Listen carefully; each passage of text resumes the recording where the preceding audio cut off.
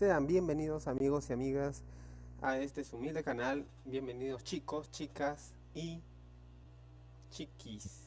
No, recuerden que ya se acabó el tema de Donald Trump lo dijo, así que no queda de otra. Olvídense de ese término. Estamos leyendo, wow, la revelación de los templarios.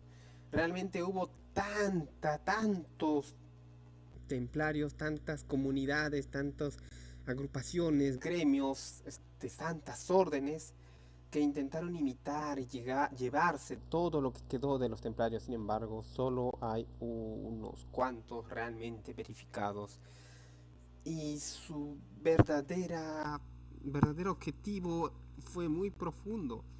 Sin embargo, la corrupción que emana, la riqueza, el dinero, el poder que lograron obtener con el tiempo hizo que ellos mismos cavaran su propia tumba.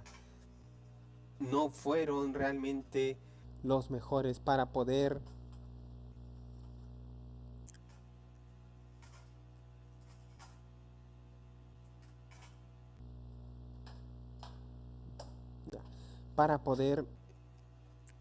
continuar con su realidad, su real búsqueda del conocimiento.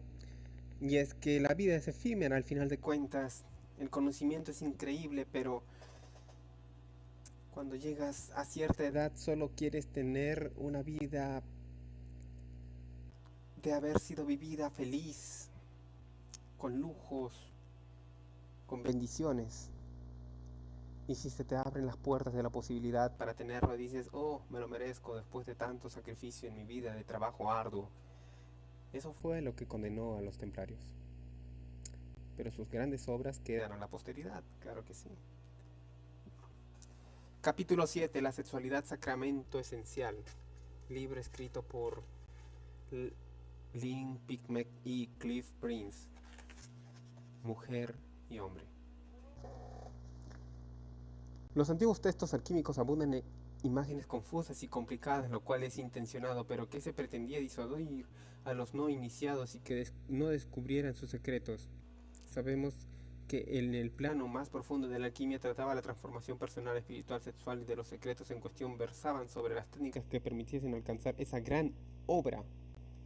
Recordemos que el psicólogo C.G. Jung, al reconocer las profundas preocupaciones de orden no material y sexual de la alquimia, la llamó precursora del psicoanálisis. Ya hemos visto que la gran obra que de los alquimistas era una experiencia rara que cambiaba toda la vida y nadie sabe con seguridad qué forma adoptaba. Sin embargo, Nicolás Flamel, alquimista y supuesto gran maestre del priorato de Sion, quien alcanzó el sublime objeto el 17 de enero de 1382 en París, dijo que lo había hecho en compañía de su mujer Perenelle.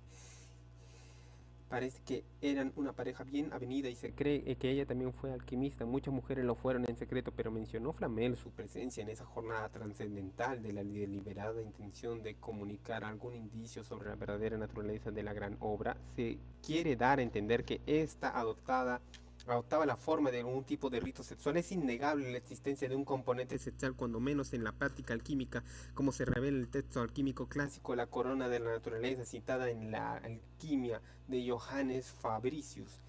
Dama de blanco, cutis amorosamente unido a su esposo de rubicundos miembros, naturalmente entrelazados en la felicidad de la unión conyugal, mezcla y disuelve mientras ellos alcanzan la meta de la perfección, que los dos sean uno con uno, como si tuvieran un solo cuerpo.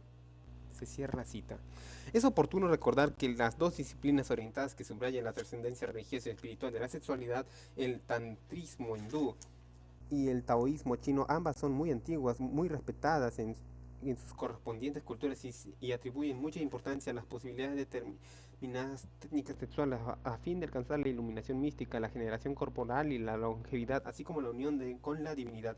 Todo esto se ha divulgado bastante, pero no suele ser tan conocido fuera de los grupos de iniciados, que Tantra y Tao tienen sus respectivas ramas alquímicas, aunque parezca sorprendente, y vemos que guardan correspondencia con la naturaleza verdadera de la alquimia occidental. En el tantrismo, por ejemplo, se entiende que la terminología química alude a prácticas sexuales, como dice el estudioso del ocultismo Benjamin Walker en Man, Myth and Magic.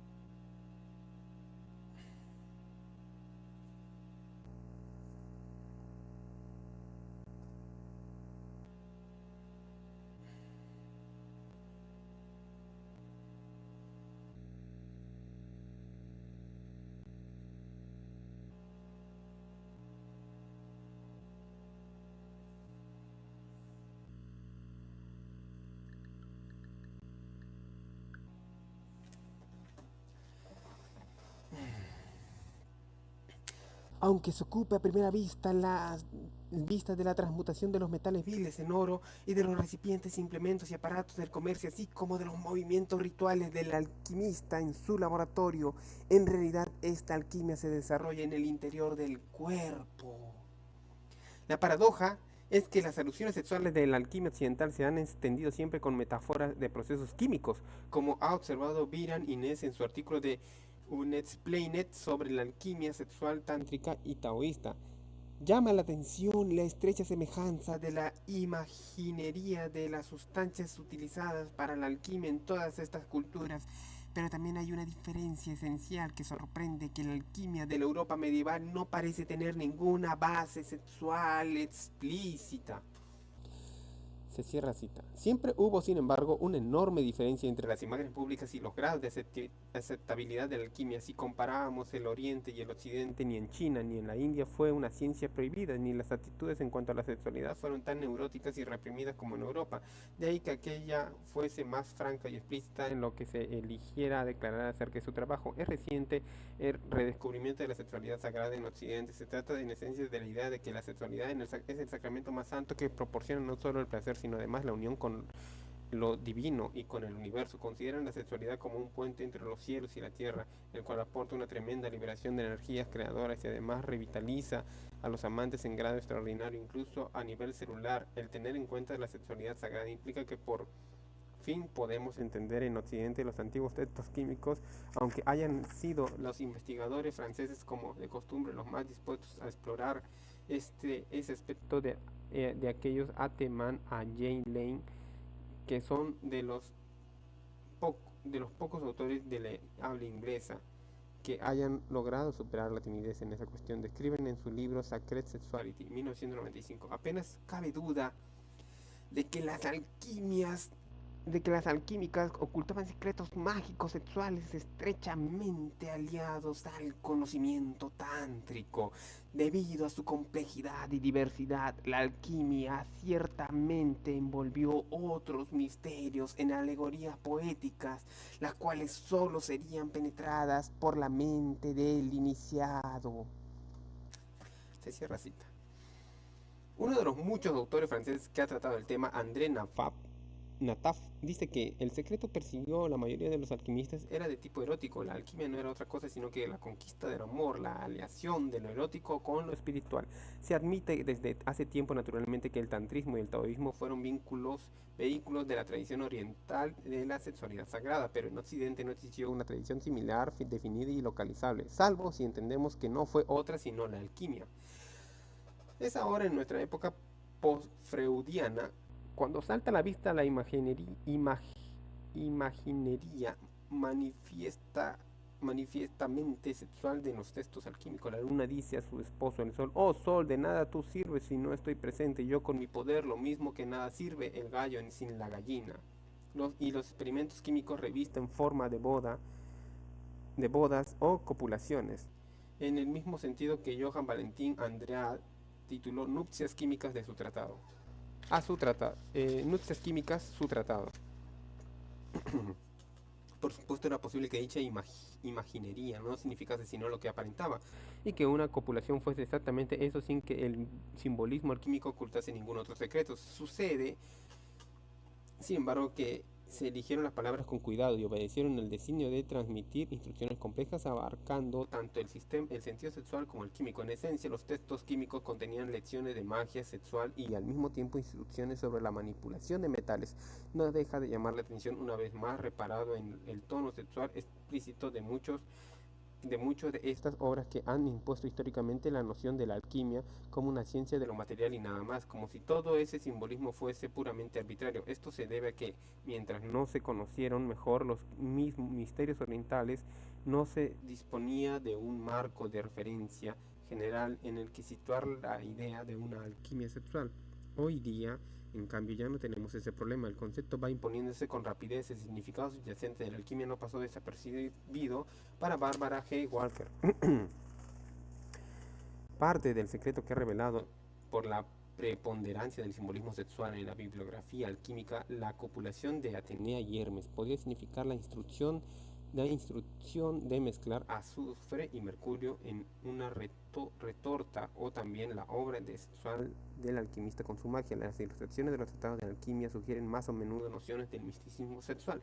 Mercurio o Hermes fue el héroe químico que fertilizó el vaso sagrado, un matraz en forma de esfera o huevo que sería la matriz en donde nacería el Filius Philosophorum.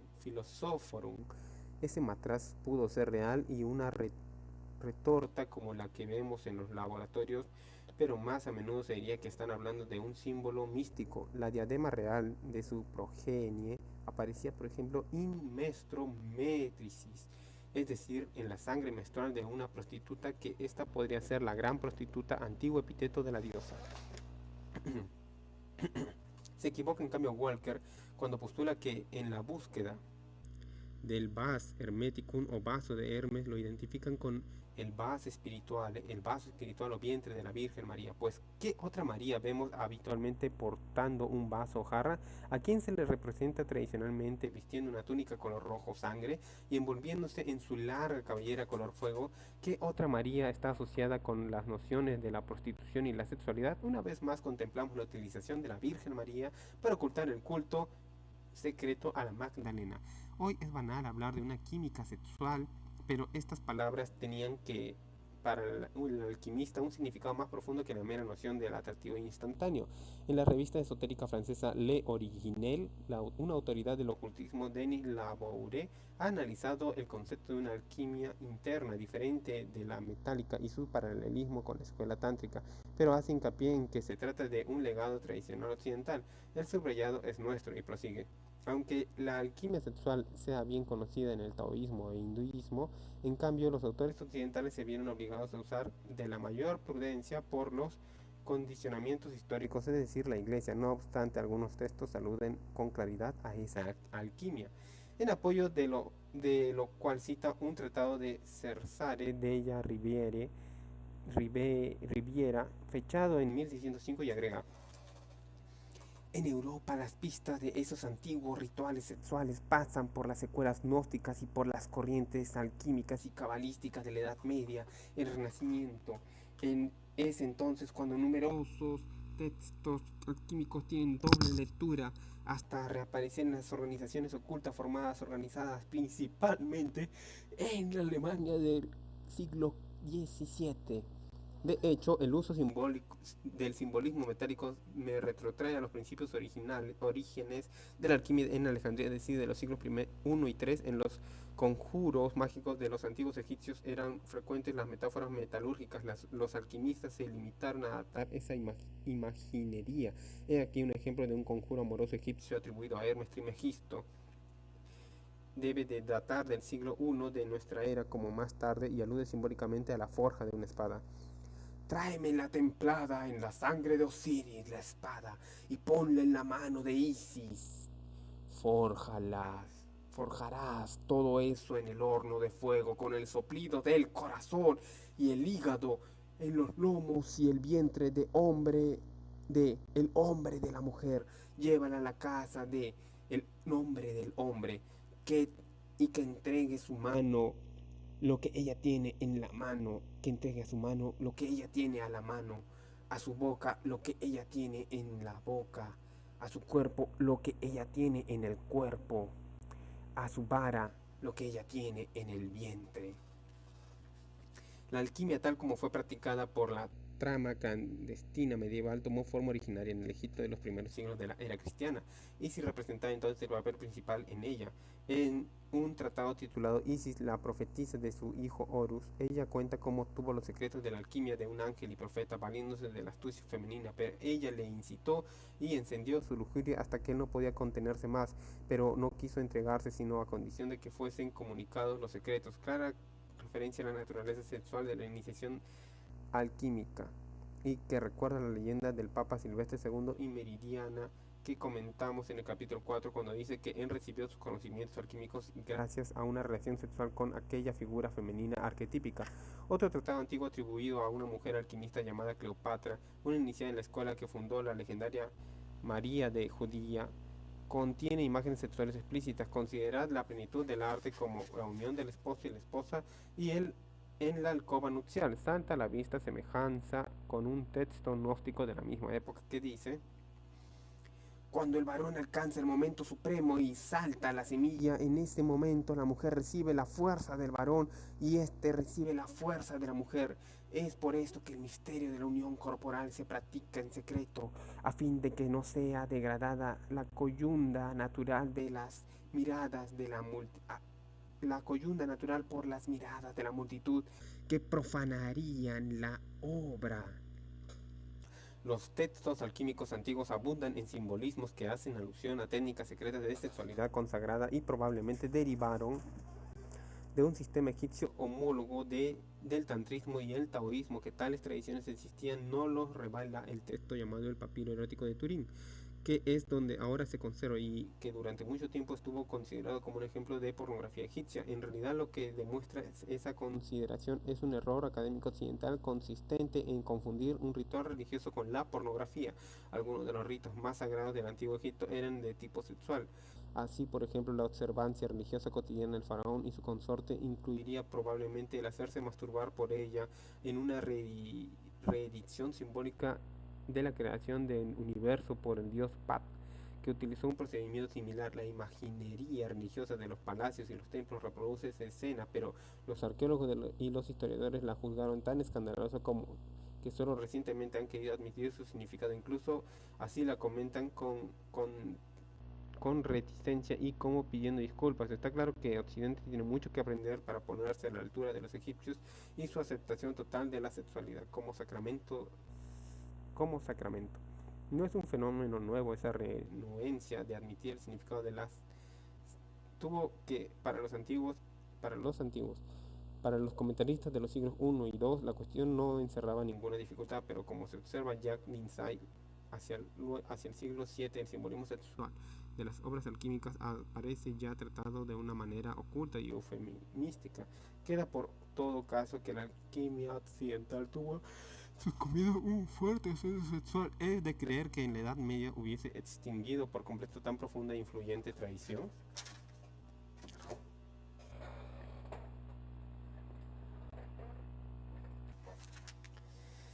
Algunas de sus primeras sectas gnósticas, como los carpocratenses de Alejandría, practicaban ritos sexuales. No se ha de extrañar que fuesen condenados por los padres de la iglesia, que juzgaron degradantes y repugnantes las prácticas de aquellos, y en ausencia de testimonios históricos menos hostiles, imposible saber con exactitud en qué consistían. En toda la historia del cristianismo ha ido apareciendo sectas heréticas que incorporan actitudes más libertarias en relación con la sexualidad, pero fueron invariablemente condenados y eliminados. Por ejemplo, los hermanos y hermanas del espíritu libre, también llamados adamitas, que según se dijo practicaban un secreto sexual todavía en los siglos XIII y XIV. La filosofía de los adamitas revela una marcada influencia del opúsculo Western Carteret, el cual, como hemos visto mencionado, contiene indicios de que su aurora conocía la imagen de María Magdalena que dan los evangelios gnósticos y tales participó en aquella secta. Otro grupo que manejó las ideas de mística erótica, aunque no se identifica con las sectas religiosas, fueron los célebres trovadores que entonaron sus loas de culto a la mujer en el sudoeste de Francia, cuyos equivalentes alemanes fueron los Minnesänger.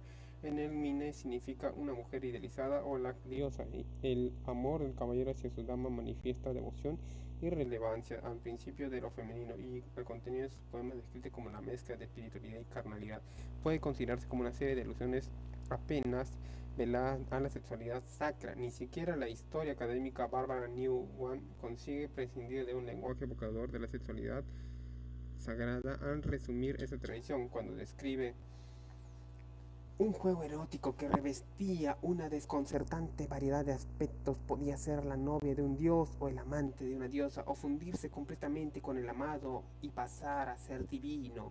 Buena parte de la tradición del amor cortés implica el conocimiento de ciertas técnicas concretas, como por ejemplo la maituna, o retención del orgasmo, a fin de inducir sensaciones de sublimidad y conciencia mística, como señala el poeta y escritor británico Peter Redgrove.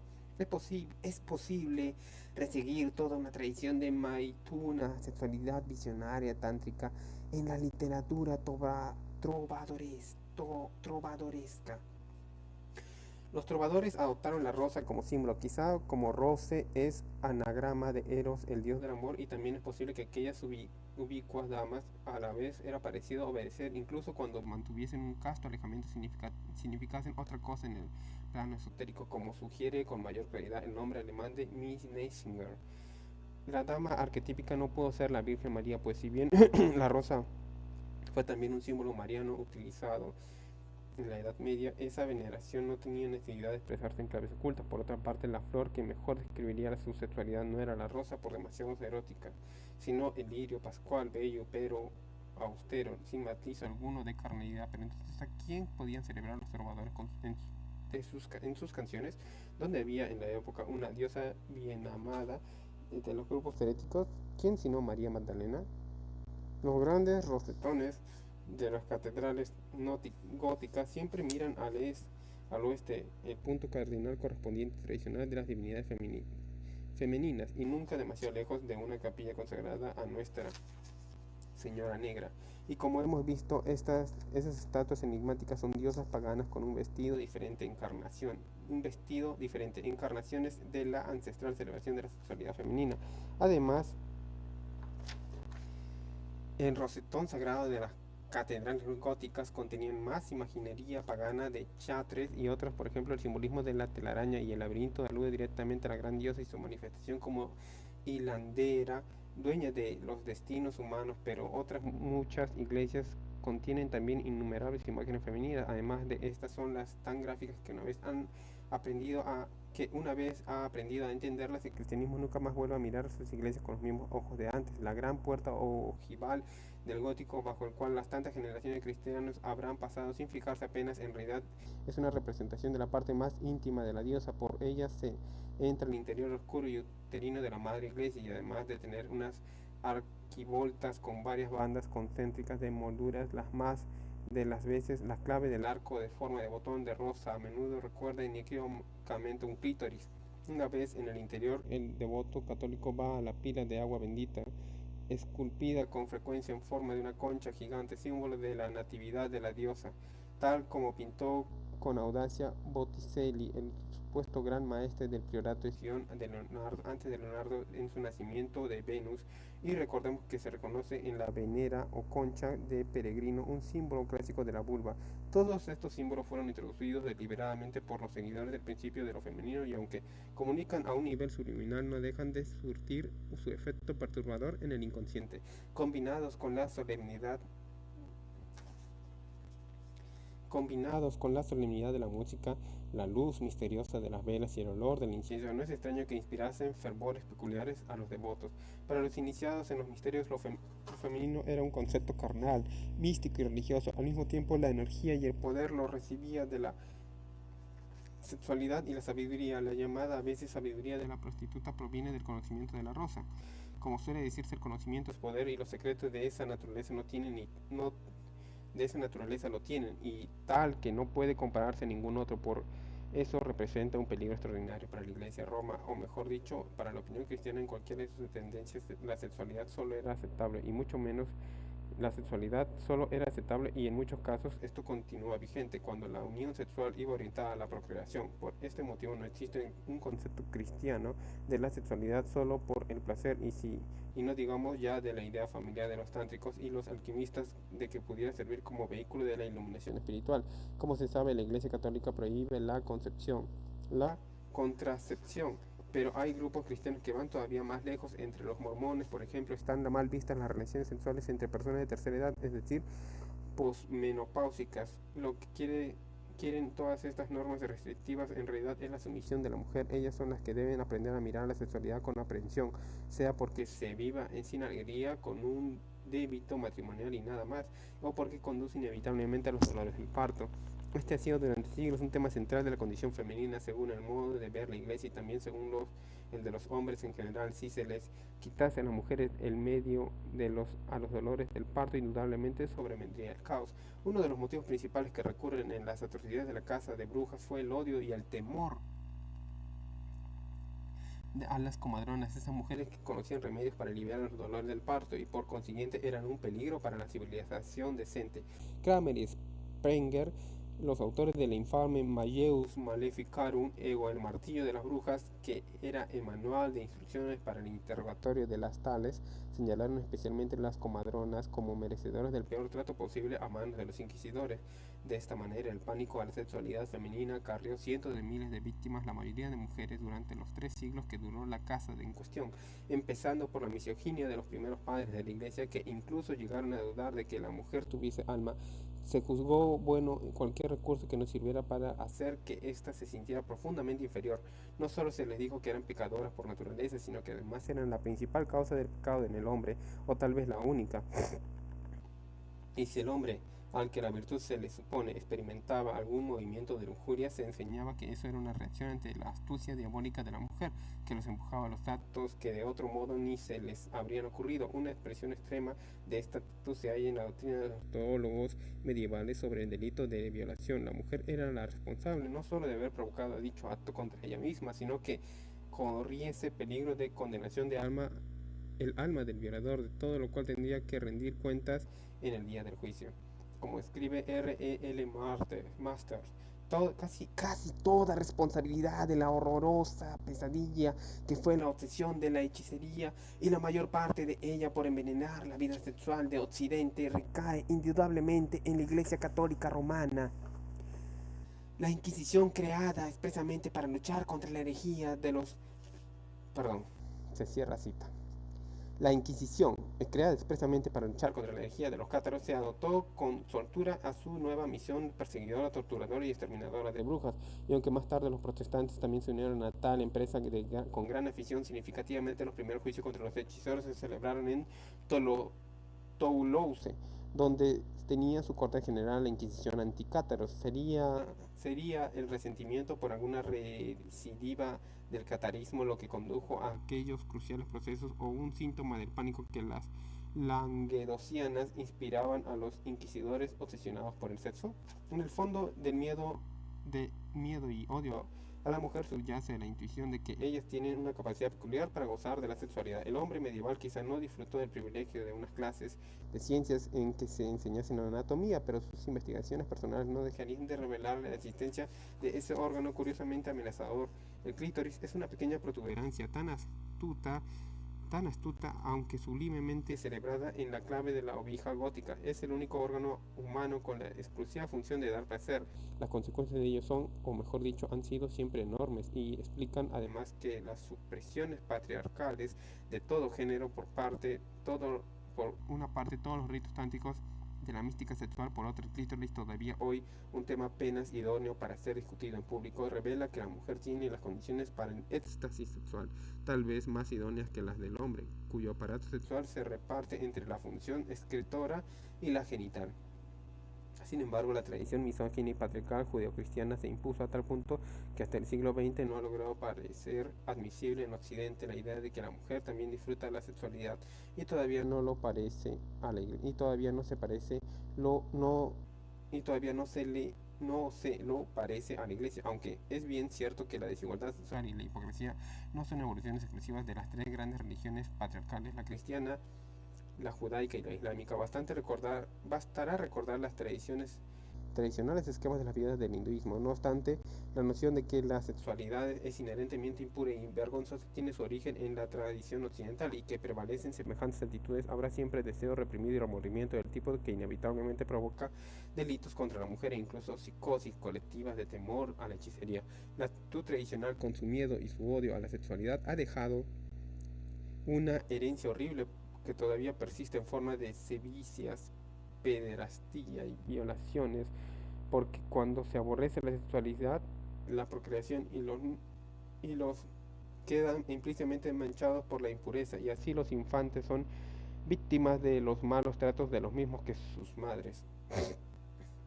El Yahvé irascible y algo contradictorio del Antiguo Testamento creó a Eva solo para arrepentirse luego de haberla creado, porque casi tan pronto como nació, ella manifestó una capacidad para pensar por su cuenta bastante superior a la de Adán. Formaba un potente equipo, Eva y la serpiente, lo que no es de extrañar porque la serpiente eran símbolos antiguos de Sofía, y por tanto no representa la astucia sino la sabiduría, pero Le complació a Dios que la mujer creada por él demostrase iniciativa y autonomía de comer el árbol prohibido, deseosa de adquirir sabiduría, tras haber demostrado en cuanto a las cualidades de Eva una imprevisión asombrosa para una omnipotente y omnisciente constructor de universos. Dios la condena a toda una vida de dolor,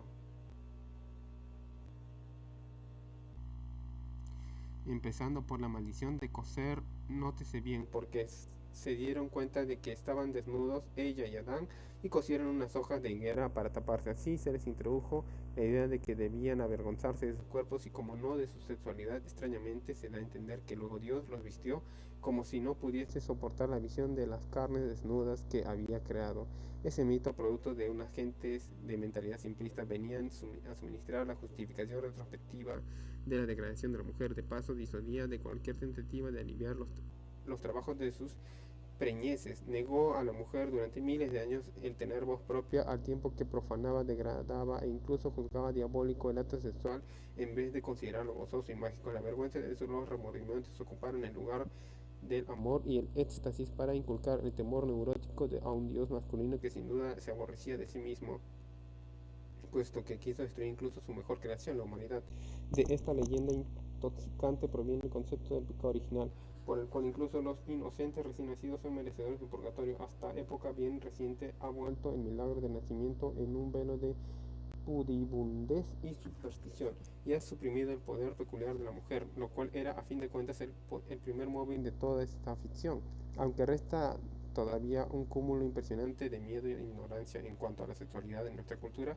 Hoy las cosas están bastante mejor que hace solo digamos 10 años. Varios libros importantes han abierto nuevas perspectivas o tal vez vuelto a abrir que estaban tapiadas. Entre ellos figuran The Art of the Sexual Ecstasy de Margot Anand, 1990, o Sacred Sexuality de A.T. Mann o Jane Lane, 1995. Ambos celebran la sexualidad como medio de la iluminación y transformación espiritual. Como se mencionó, otras culturas se han salvado de padecer nuestros problemas, excepto cuando han quedado contaminados por la mentalidad occidental. En algunas, la sexualidad se sublimó incluso por encima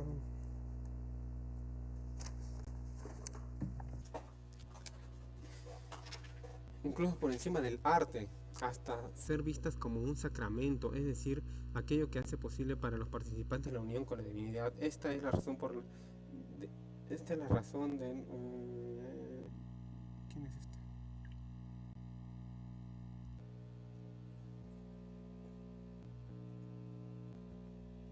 ¿Quién es? No, creo que es Doris.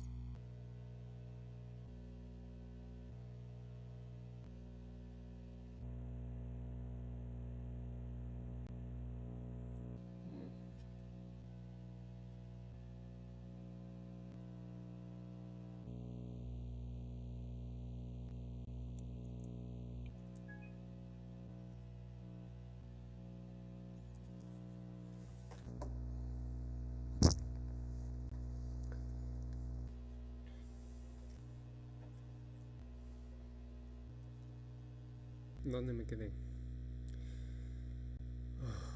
Un ratito. Ay, dame un segundo, por favor.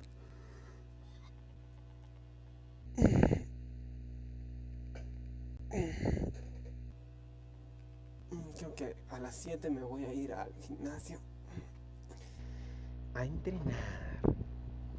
Y encontré mis audífonos, así que genial. Ya. Hemos comentado la destacada presencia de la sexualidad en las raíces de la alquimia, y como culto a la rosa de los trovadores podía interpretarse como una veneración del Eros. Hemos expuesto por qué los constructores de las grandes catedrales como la de Chartres hicieron tanto como el símbolo de la rosa roja y pusieron capillas de las vírgenes negras con sus potentes asociaciones paganas. También el cáliz del Grial puede entenderse como un símbolo femenino, y recordar que, como detalle de excepcional transparencia, Tristán, el gran protagonista del Grial, cambia su nombre a Tantris, incidiendo en esto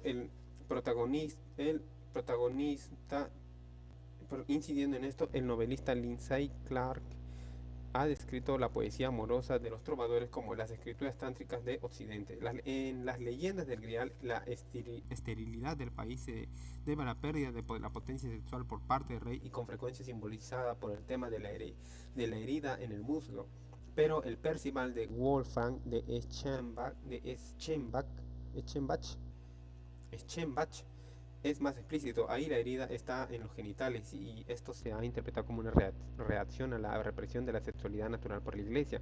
El estancamiento espiritual resultante solo podía superarse a través de la búsqueda del grial, que siempre es algo específicamente vinculado a la mujer. Como hemos visto en una pintura italiana del siglo XV, vemos a los caballeros del grial adorando a Venus, pliego ilustrado, así como en este caso no hay ninguna duda acerca de la naturaleza de la búsqueda. Lo que subrayamos tanto las leyendas del Grial como la tradición del amor cortés de los trovadores es la elevación espiritual de la mujer y el resto hacia ella. Queremos considerar significativo que estas dos líneas de tradición acarreasen al menos parte del sudoeste de Francia.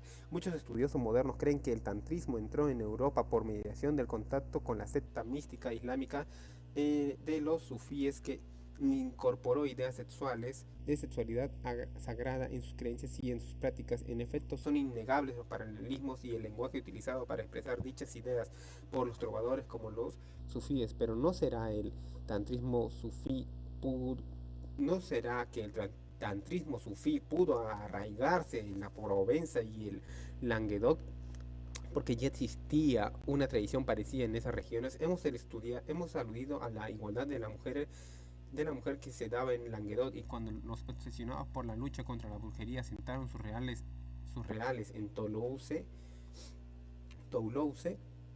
que era lo que pretendían erradicar en realidad. Una vez más nos hallamos frente a la encarnación de ese culto al amor, María Magdalena. Otra mujer que supo apreciar las posibilidades místicas de la sexualidad fue la Santa Hildegard de Bingen, 1098-1179. De esta personalidad relativamente poco divulgada hasta la época reciente han escrito Mann y Lille. Gran visionaria, Hildegard escribió de un personaje femenino inconfundible, una imagen de la diosa que acudía a visitarla durante la contemplación profunda. Entonces me pareció ver una doncella de belleza radiante, incomparable, cuyo rostro irradiaba un resplendor tan intenso que apenas pude mirarla de frente. Llevaba un manto más blanco que la nieve, más brillante que las estrellas. Sus zapatos eran de oro puro. En su mano derecha sostenía el sol y la luna y los acariciaba con amor. Sobre su pecho una tabla de marfil que representaba en zafiro la imagen de un hombre, y toda la creación la llamaba señora y soberana a esta doncella. Pero ella se puso a hablarle, la imagen que llevaba al pecho, diciendo: yo estuve contigo desde los principios, en el comienzo de todo lo que es santo. Yo te llevé en mi vientre antes de que hubiese día. Y entonces oí una voz que me decía: la doncella que estás viendo es amor y tiene su morada en la eternidad.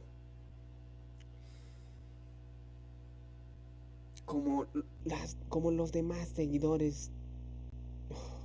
Bien, cierro cita.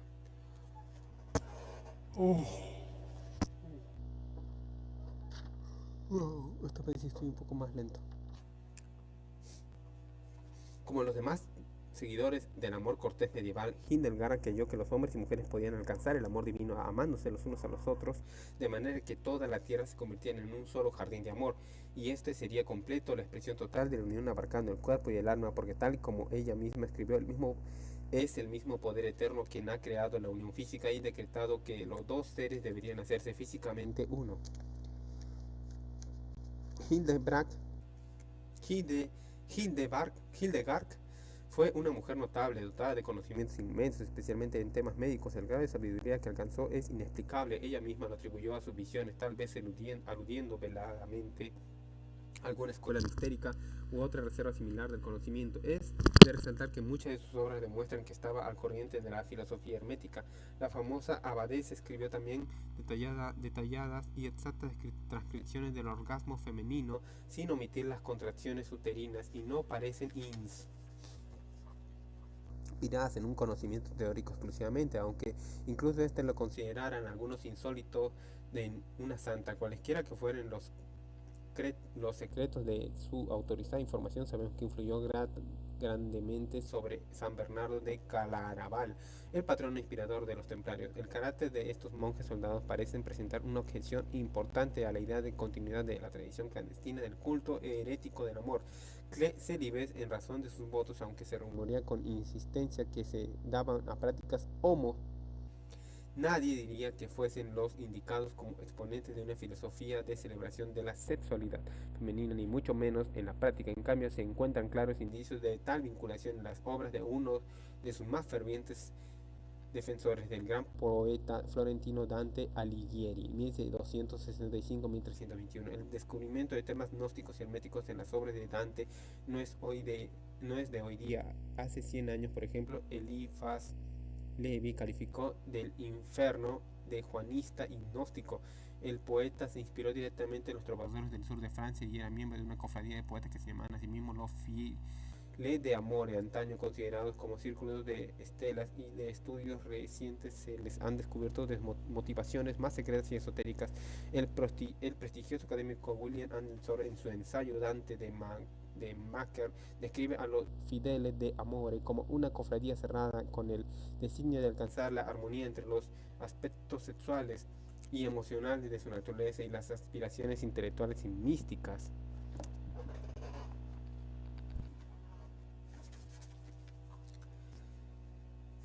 Se apoya en estudios de eruditos franceses e italianos cuya inspiración ha sido que las damas de quienes rendían culto a esos poetas no eran mujeres de carne y hueso, sino diferentes disfraces de lo femenino ideal, sapientía o la santa sabiduría, y la dama de esos poetas era una alegoría de la sabiduría divina que buscaban. Anderson y su colega Henry Corbin consideraban el camino espiritual de Dante como una búsqueda de culminación a través del misticismo sexual. Los Fideles de Amore, compañeros de Dante, profesaban una religión secreta, la unión entre el intelecto alcanzable por el alma humana y la inteligencia activa, el ángel del conocimiento, la sabiduría, Sofía, se visualiza, experimenta como una unión amorosa. Pero vemos incluso más notable el vehículo con los caballeros templarios que suministraban Dante y sus misterios y sus místicos amigos. Fue el partidario entusiasta de los templarios, incluso después de la disolución, cuando no era conveniente manifestarle su fervor a ellos. En su Divina Comedia califica al rey Felipe de el nuevo Pilato, por sus acciones contra los caballeros, y se cree que el mismo Dante fue miembro de una orden terciaria del Temple llamada la Fede Santa. La relación es demasiado sugerente para dejar de explotarla. Tal vez Dante no fue la excepción, sino la regla, que corrobora que los templarios tuvieron que ver con el culto del amor. Sobre esto escribe Anderson: a primera vista no resulta verosímil que los templarios, con orden militar y célibe, fuesen un canal idóneo para los dedicados al elogio de la belleza femenina, pero por otra parte muchos templarios estaban saturados de cultura oriental, y es bien posible que algunos hubiesen establecido contactos con las escuelas sufíes. Tras lo cual, para resumir las conclusiones de Henry Corbin, la relación entre sapientía, sabiduría y la imaginería del templo de Salomón, habida cuenta de sus asociaciones con la peregrinación del gran círculo, induce a suponer una conexión entre los Fideles de Amore y los caballeros templarios, tal vez al punto de considerarlos como una confraternidad laica de la orden.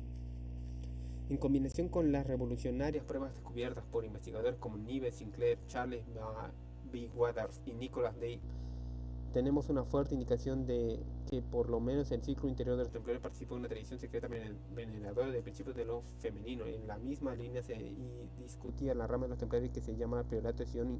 Siempre admitió mujeres y además incluye a 4 de estas en su nómina de grandes maestros, lo cual resulta especialmente llamativo porque corresponde a una época medieval, que es cuando se supone que sería más intenso el prejuicio. Si fuesen grandes maestras, esas mujeres esgrimieron poder auténtico, y además el cargo requería indudablemente condiciones superiores de integridad y capacidad de conciliar intereses en conflicto y vanidades, y muchos niveles diferentes. Aunque se considera extraño que estuviesen mujeres al timón de una organización supuestamente tan poderosa en una época que ni siquiera fue corriente que supieran leer y escribir, no lo parece tanto si tenemos en cuenta que estaban en una tradición secreta de adoradores aún de una divinidad femenina.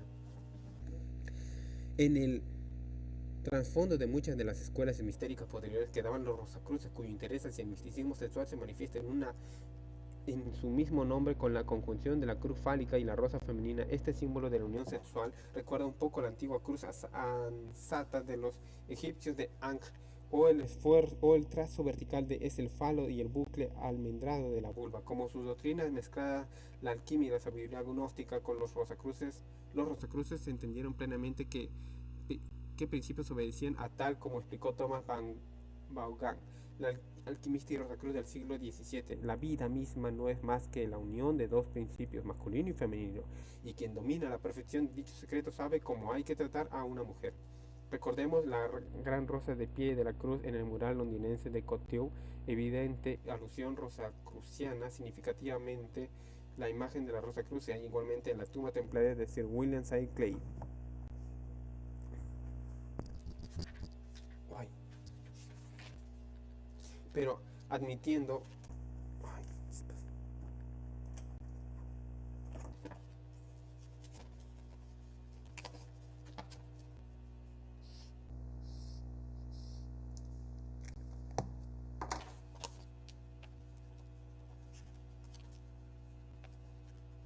pero admitiendo los indicios que hemos examinado como pruebas de que los templarios, los alquimistas y el priorato fueron devotos de un culto al amor, no parece muy probable que el linaje decididamente masculino de los filósofos herméticos tuviese ninguna relación con la organización femenina, o tal vez feminista, de ningún género, y sin embargo también esa imagen excesivamente superficial induce al error. Volviendo a Leonardo, generalmente se considera que fue un hombre misógino, y es cierto que no hizo muchas demostraciones externas de afección hacia las mujeres. Que sepamos, su madre, la misteriosa Catalina, por lo visto lo abandonó a su destino cuando era niño, y aunque luego pasara con él sus últimos días, pues se sabe que Leonardo tuvo un ama de casa a la que aludía no sin cierto sarcasmo como la Caterine, y pagano cuando ella murió, él pagó el entierro. Homosexual quizá lo fue, pero eso nunca ha sido óbice para hacerse adorador del principio de lo femenino. Muchas veces ocurre más bien todo lo contrario. Los íconos de nuestros días básicamente suelen ser mujeres fuertes de marcada personalidad y vida agitada, justamente como las propias María Magdalena de Isis. Se sabe además que Leonardo fue íntimo de Isabela de Este, mujer culta e inteligente, aunque sería llevar demasiado lejos la especulación de el postular que ella fuese miembro del priorato ni de ninguna otra escuela feminista clandestina. O quizás significa al menos que Leonardo no desaprobaba que las mujeres tuviesen cultura.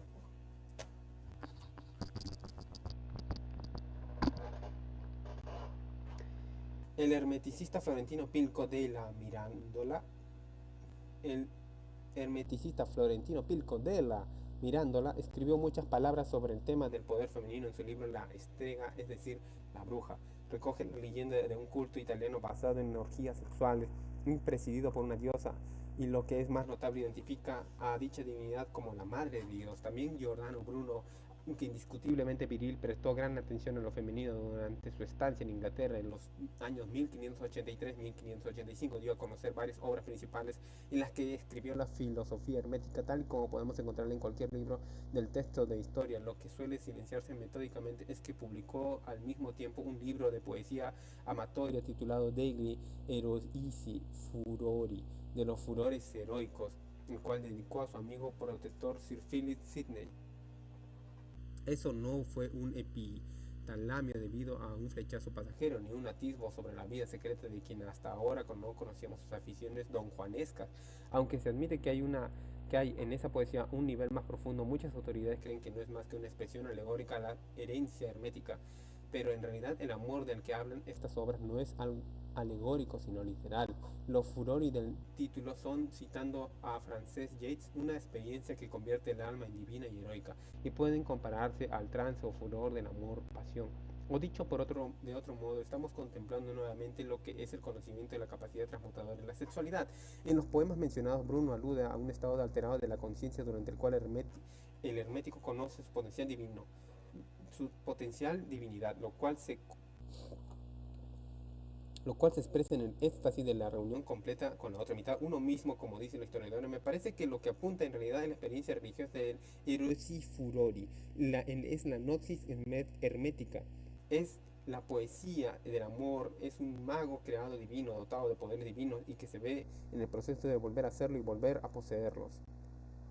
Pero si consideramos la tradición que sigue Bruno, es obvio que tales sentimientos no eran meramente metafóricos. Este énfasis atribuido a la iluminación por la vida del sexo es parte integrante de la filosofía y la práctica del hermetismo. El concepto de la sexualidad sagrada concuerda con entero con las palabras del mismo Hermes Trismegisto en Corpus Hermeticum. Si aborreces tu cuerpo, hijo mío, no podrás amarte a ti mismo. Otros hermeticistas como Marsilio Ficio identifican cuatro tipos de estado alternativo en el que el alma se reúne con lo divino y asocian cada uno de ellos a un personaje mitológico. La inspiración poética patrocinada por las musas, el entusiasmo religioso por Dionisio, el trance poético por Apolo y otras formas del amor intenso por Venus. Este último es la culminación de todos los sentidos, porque ahí es donde el alma obtiene realmente su unificación con lo divino.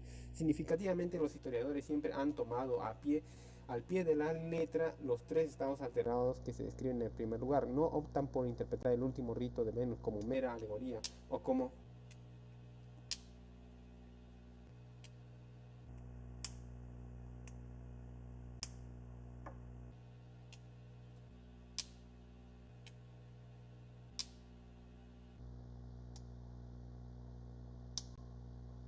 mera alegoría o como alguna especie de amor espiritual despersonalizado. Pero si eso fuese cierto, difícilmente el hermetismo lo habrían catalogado bajo el signo de Venus. En este punto, lo que parece pudibundez de los historiadores es generalizada ignorancia de la tradición subyacente. Tenemos ahí otro ejemplo de conceptos que antes se juzgaban oscuros y que cobran una claridad cristalina una vez tenemos en cuenta la noción de la sexualidad sagrada. El gran mago y hermetista Enrique Cornelius Agrippa 1486-1535 fue bastante más explícito en su clásico tratado de oculta filosofía. Escribió: en cuanto al cuarto furor, el que proviene de Venus convierte y transmuta el espíritu del hombre en un dios por el ardor amoroso y le hace enteramente igual a Dios, la verdadera imagen y semejanza de Dios. Obsérvese el empleo del término alquímico transmutar, habitualmente entendido como alusión a la absurda e inútil pretensión de convertir el plomo en oro. Es otra materia preciosa que se busca, en este caso el mismo Agripa subraya también que la unión sexual es abundante en dones mágicos. ¡Wow! No vayamos a subestimar la posición de Agripa en esta tradición herética. Su tratado de Nobilitate e Praeselientae Foeminei Sexus, o de la nobleza superior del sexo femenino, publicado en 1529, pero basada en una disertación anterior en 20 años, es incluso más que un pronunciamiento notablemente moderno en favor de los derechos de la mujer. De esta asombrosa obra de Agripa nadie hizo mucho caso hasta época bien reciente, y ello por una sola razón, tristemente previsible, que postulaba igualdad entre los sexos e incluso exponía argumentos justificando la ordenación de mujeres, por lo cual la entendieron como una sátira. ¿Qué obra tan apasionante favorable a la mujer fuese tomada a broma, diciendo que nuestra cultura también, aunque no bueno, pero es bastante obvio que Agripa no bromeaba, tampoco se hacía abogado de lo que hoy llamaremos los derechos de la mujer, ni partidario de establecer un fuero femenino, si bien los principios traducidos por él habrían servido para una campaña de ese género, como dice en su estudio sobre este tratado la profesora Barbara Newman, de la Northwest University de Pensilvania. Hasta el lector, animado por un prejuicio favorable, se habría quedado con la duda de si Agripa propugna una iglesia indiferente al sexo en cuanto a la igualdad de oportunidades o una forma de culto a la mujer. Newman y otros eruditos han reseguido las fuentes inspiradoras de Agripa y señalan la cábala de alquimia, la hermética, el neoplatonismo y la tradición trovadoresca una vez más se apunta a la búsqueda de Sofía como influencia principal. Sería un error, por consiguiente, hacer que Agripa se limitara a pedir respeto e igualdad para las mujeres. Iba mucho más allá, postulaba que la mujer debía ser literalmente objeto de adoración. Nadie que no esté completamente ciego dejará de ver que Dios reunió a la mujer toda la belleza que puede existir en el mundo para que deslumbrase a toda la creación y fuese amada y venerada bajo muchos nombres. Mencionaremos que Agripa, lo mismo que los alquimistas, atribuyó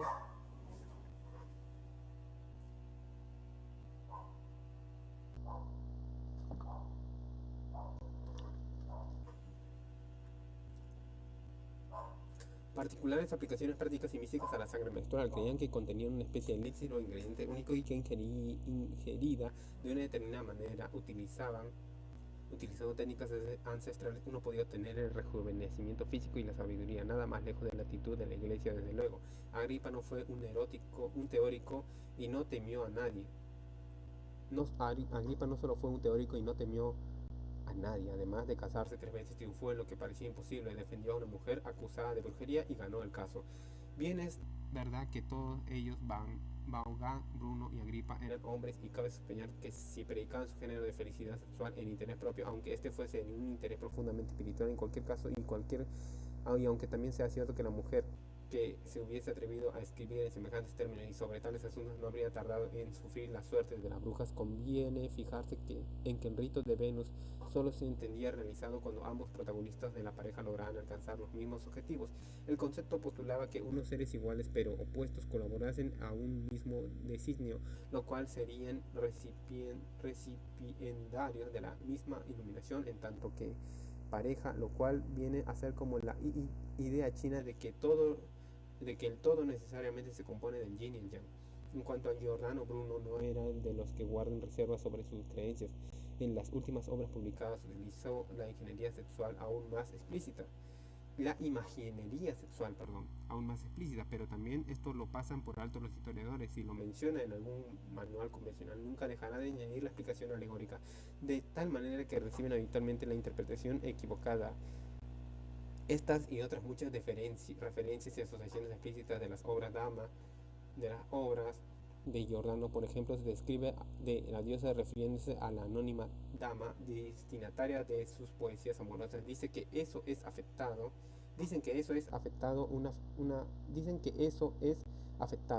una figura retórica. Y más tarde, cuando envió su mensaje despidiéndose de Alemania y dijo sin más rodeos que la diosa Minerva era Sofía, la sabiduría, pues también eso resulta que era una alegoría, pero las palabras literales fueron inconfundiblemente las de un adorador devoto.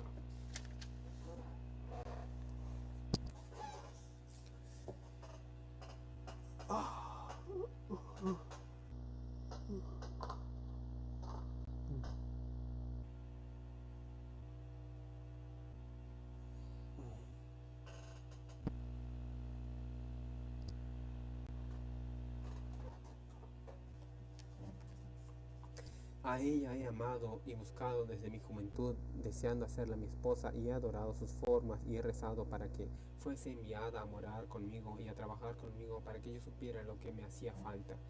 Más concluyente, sin embargo, el hecho de que la dedicatoria de Eroisi Furori remita concretamente al Cantar de los Cantares. Una vez más nos encontramos ante el culto de la Virgen Negra y por asociación el de la Magdalena. Naturalmente, el otro gran escritor hermético, Rosacruz, de aquellas fechas conocido como William Shakespeare, dedicó sus sonetos a una misteriosa dama negra, cuya identidad ha dado pie a generaciones de críticos para el interminable debate.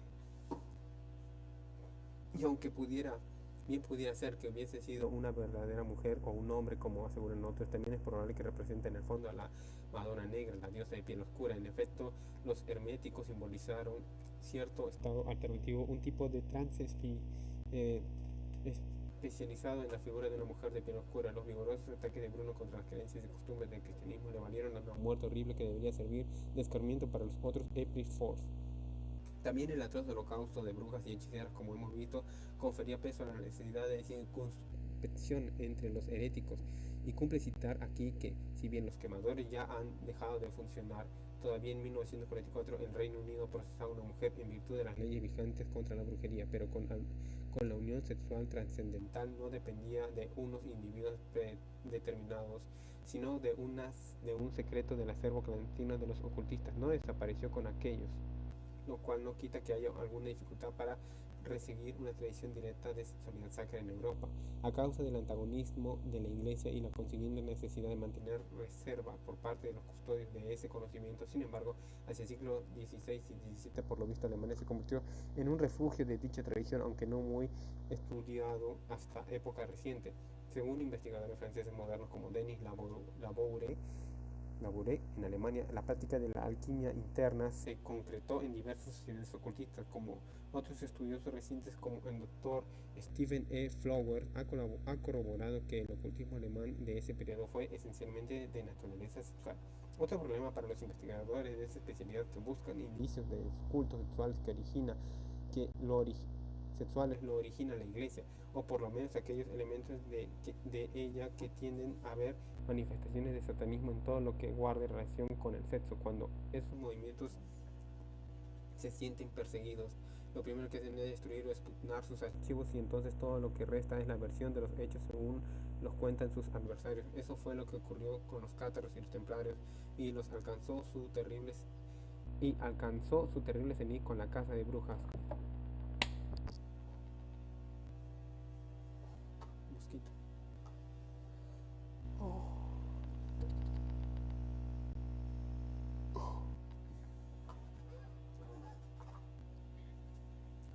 Pero el proceso entró en acción todas las veces que alguien expresó ideas acerca de la sexualidad sagrada, como sucedió de nuevo en Francia en el siglo XIX. En esa época surgieron varios movimientos interrelacionados que, pese a florecer en el seno de la Iglesia Católica y ocupar personajes que consideraban a sí mismos buenos católicos, incluyeron conceptos de sexualidad sacra y de elevación de lo femenino, generalmente bajo las formas externas de la Virgen María, además de asociarse a un grupo de seguidores de Juan en la Sombra, esta vez expresamente identificado como el Bautista. Tratar de entrañar la complicada sucesión de los acontecimientos resulta muy difícil, y no solo porque dichos movimientos fueron perseguidos por inmorales en razón de las ideas religiosas no ortodoxas y los conceptos sobre la sexualidad que manejaban, sino además y fundamentalmente por la intervención de motivos políticos que les valieron la hostilidad de los autores. También en este caso la crónica quedó a cargo de los acusadores. Los motivos políticos en cuestión quedan fuera del alcance del presente estudio, aunque fuesen muy importantes para los protagonistas de la época.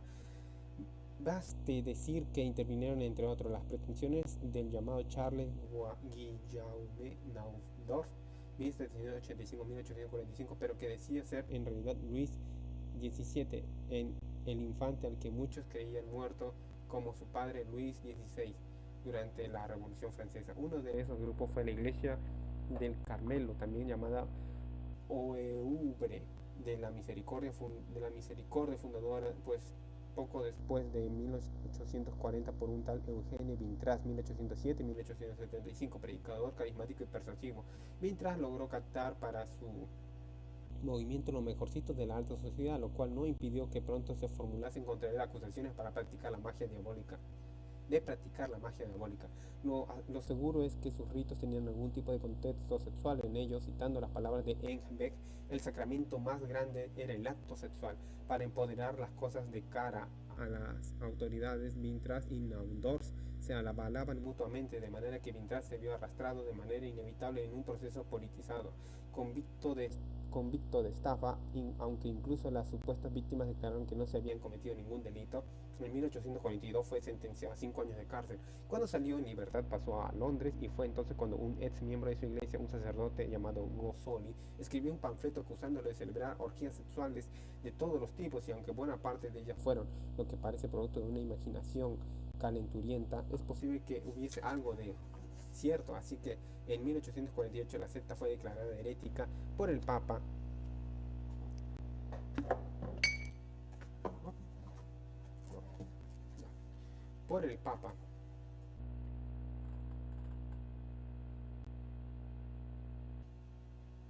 Y excomulgados todos sus miembros, pero eso mismo le permitió constituirse como iglesia separada que ordenaba sacerdotisas, lo mismo que sacerdotes.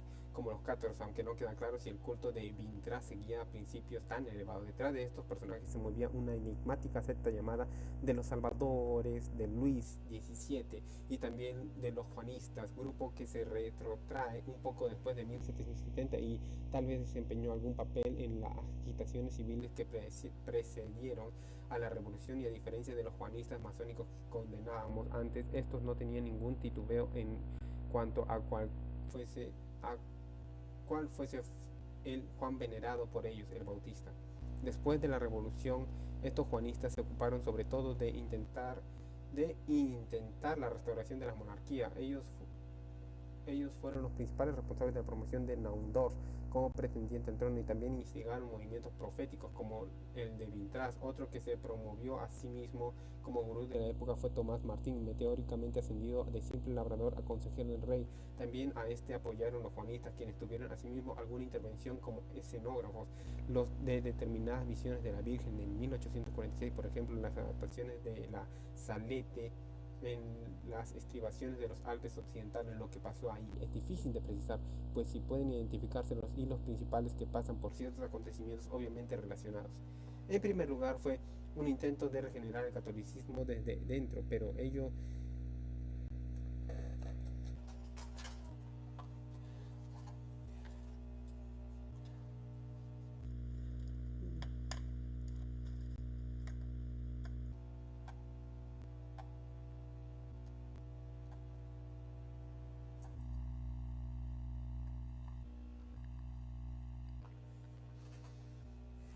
un momento, vamos una hora, ¿verdad?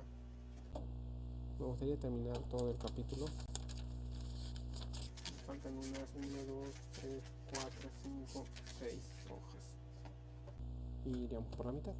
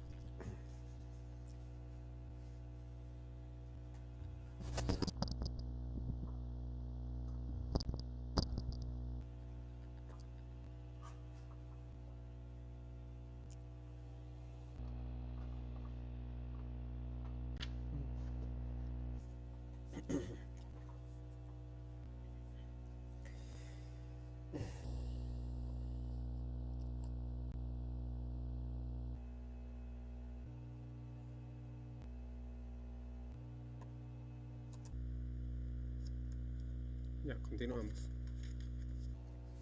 Después de la revolución de estos juanistas se ocuparon sobre todo de intentar restaurar la monarquía, ellos fueron los principales. También apoyaron a los juanistas, tuvieron asimismo alguna intervención como escógrafo de determinadas visiones de la Virgen en 1846. En primer lugar fue un intento de regenerar el catolicismo desde dentro, pero ello sería preciso sustituir el dogma convencionalmente aceptado basado en la autoridad de Pedro por un cristianismo místico esotérico partiendo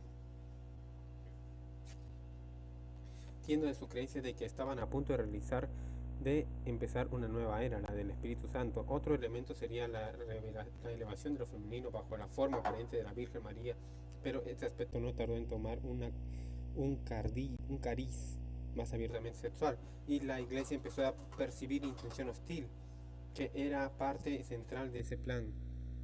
Hostil en la iniciativa. La visión de la Salete, que fue condenada por la jerarquía, era parte central de ese plan, y también era crucial de alguna manera la intervención de Juan Bautista en el asunto.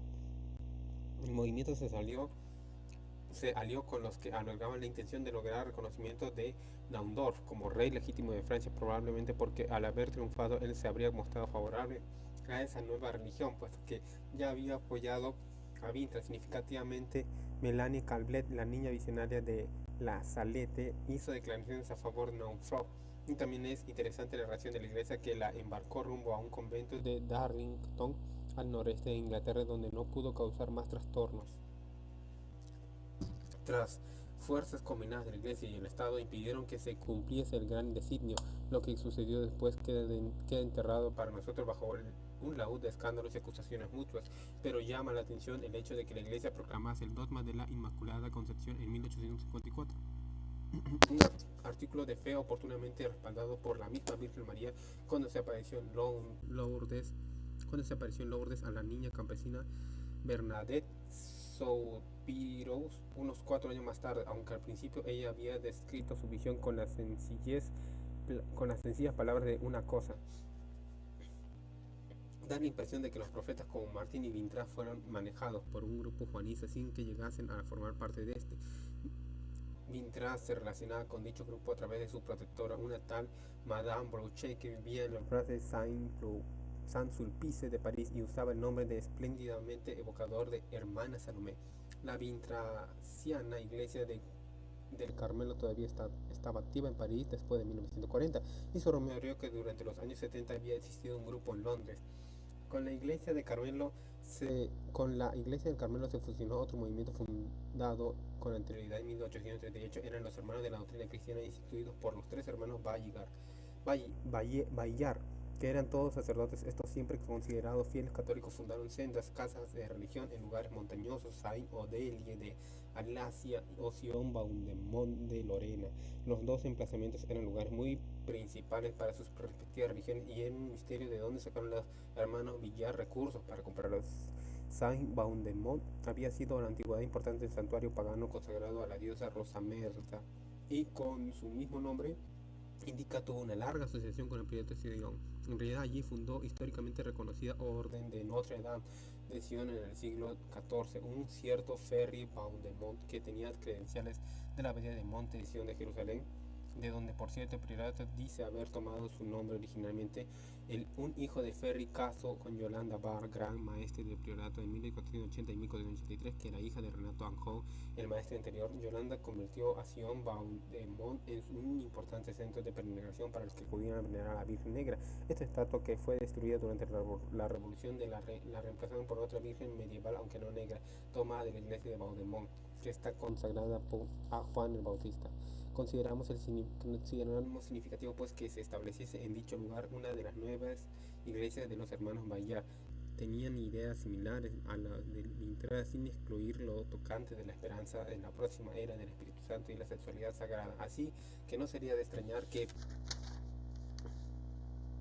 provinieran de la misma fuente. Su movimiento contó con apoyos destacados, entre los cuales el de la Casa de Habsburgo, pero también fue suprimido en 1852. En 1875, cuando murió Vintas, el movimiento pasó a ser dirigido por el abate Joseph Bouillard, 1824-1893, personaje todavía más polémico que el anterior. Con anterioridad había seducido a Adele Chevalier, Lier, una monja joven del convento de La Salette, y la pareja había fundado en 1854 la Sociedad para la Reparación de las Almas. Esta se dedicaba concretamente a los ritos sexuales, basándose en la filosofía de la redención de la humanidad mediante la utilización de la sexualidad como sacramento. La idea de por sí puede juzgarse pura y de inspiración alquímica, pese a la desafortunada tendencia de incluir a los animales en los beneficios del rito por parte de Bouillon. Bouillon y Adele Chevalier tuvieron hijos y se dice que sacrificaron a uno de ellos durante una misa negra celebrada en 1860, aunque todos los manuales modernos pasaron esto como un hecho comprobado. La verdad es que no lo corrobora ninguna fuente digna de confianza. Si Bouillon perpetró este crimen, al parecer salió bien librado.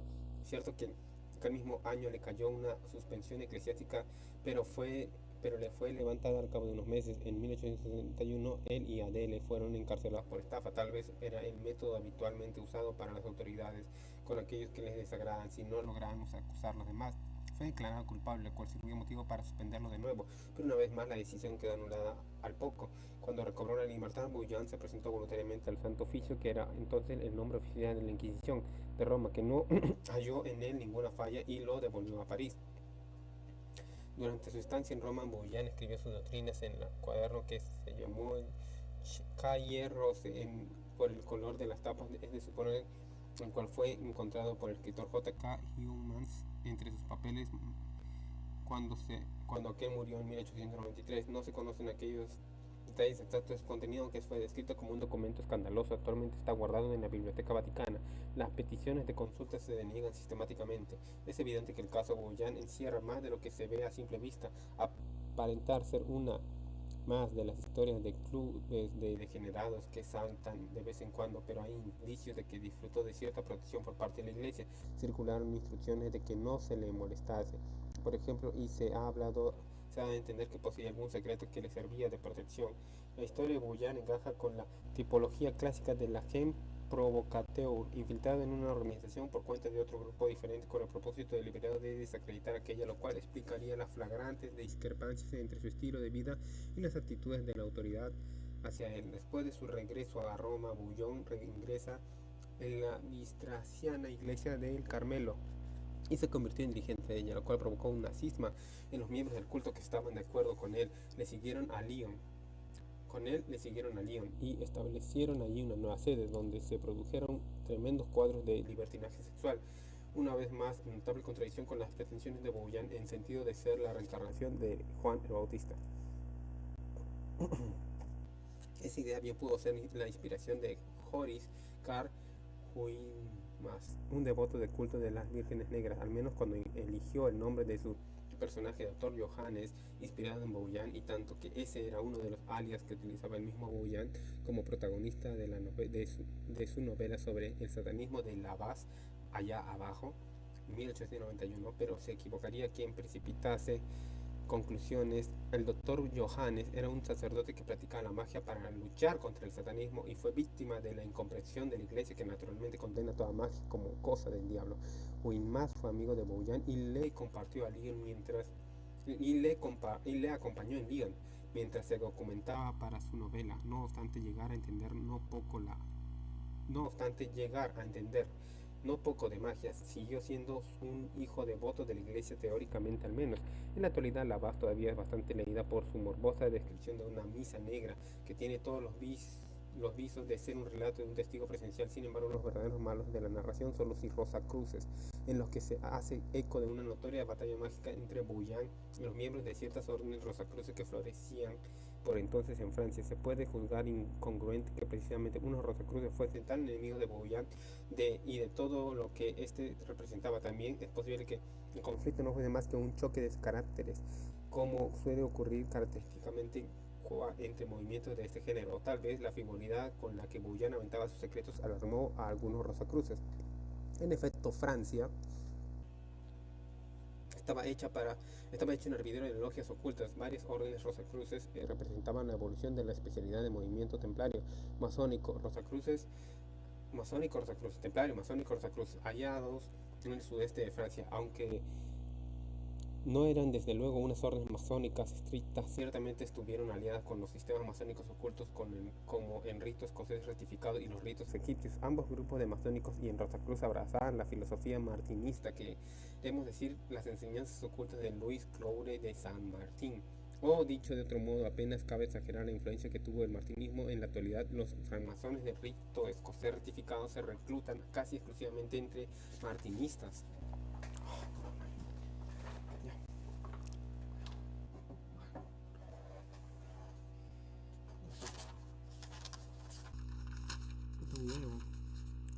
Tranquilamente puedo estar acá media hora más. La primera de estas organizaciones, Rosacruces, retoñó por lo visto de una logia masónica algo irregular llamada la Segeis, es decir, Sabiduría Sofía, de Toulouse. Hacia 1850, uno de sus miembros, el vizconde de la Pace, en 1792-1867, prestigioso doctor de alquimia,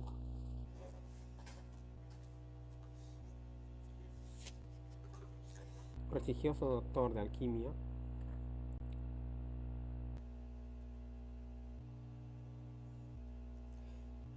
prestigioso doctor y alquimista, fundó la Ordre de la Rose-Croix du Temple et du Graal. Después de él eligió la Orden Joseph Peladan, 1859-1918, que también era de Toulouse y acabaría por convertirse en lo que podríamos llamar el padrino de todas las sociedades rosacruces francesas de la época.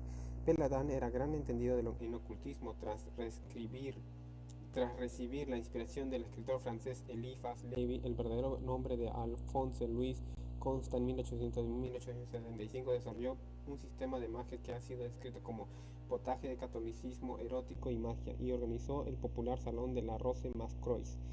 Hay un interesante cartel anunciador de estas reuniones en el que se representa a Dante como Hugo de Payes, el primer gran maestre de los templarios, y a Leonardo como el custodio del Grial. Véase pliego ilustrado. También que la Iglesia Católica era depositaria de unos conocimientos que ella misma había olvidado y le interesaba especialmente el Evangelio de Juan. También se adelantó a los estudiosos modernos por cuanto supo ver que los Fideli de Amore habían sido una sociedad esotérica a la que él relacionaba concretamente con los Rosacruces del siglo XVII. Peledan conoció a otro ocultista, Stanislas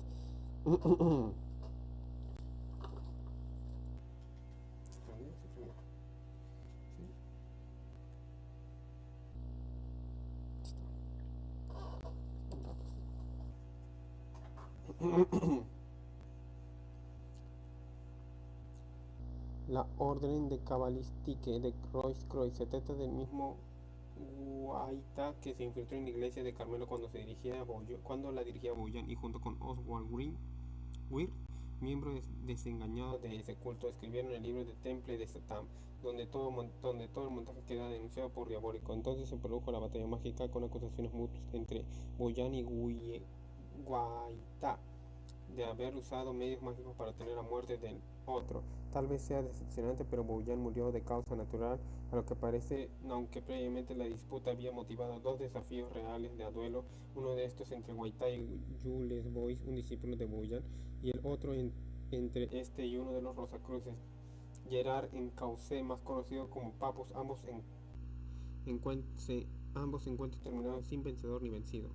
Este episodio es un tema favorito de los que escriben sobre ocultismo, pero nunca han quedado explicados satisfactoriamente. ¿Qué motivos tendría Guaita y los Rosacruces de París para emprender una vendetta contra Boyan? Cabe recordar en este contexto que la única prueba de las depravaciones supuestamente perpetradas por Boyan y seguidores de esa palabra de Guaita y Weir. A primera vista no hay relación real ni motivo para que una disputa entre las logias ocultas y la orden de Boyan, que eran esencialmente religiosas. Si profundizamos un poco, sin embargo, parece la razón. De Guaita y un tribunal de Rosacruces habían condenado a Boyan por profanar y revelar secretos cabalísticos, es decir, enseñanzas que los Rosacruces consideraban de sus dominios. Y esta condena fue pronunciada el 23 de mayo de 1887, antes de que Guaita se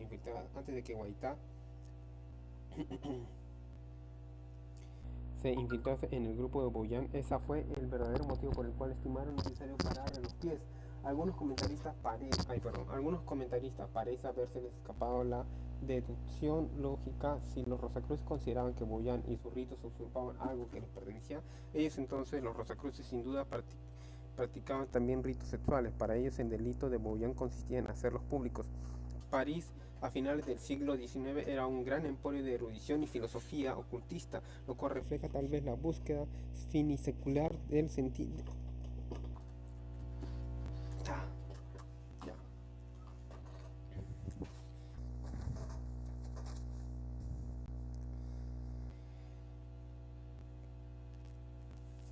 Finisecular de un sentido de la vida. Por eso atrajo a pensadores y artistas de todas clases, como Oscar Wilde, Debussy o W. B. Yeats. Como siempre, la auténtica comunidad europea era una hermandad oculta. Los salones bullían de rostros famosos, tan impacientes como por recoger fórmulas mágicas como por captar la chismografía más reciente, entre ellos Marcel Proust, de Marius Maiten, y la cantante de ópera Emma Clave en 1858. 1942. Esta belleza célebre acabó teniendo salón propio donde recibiría todo el que tuviese algo que contar, sobre todo si se trataba de algún gran secreto ocultista. En estos círculos se movieron también Josephine Péladan Papus y Juliette Boyce, que fue uno de los muchos amantes de Emma Calvé.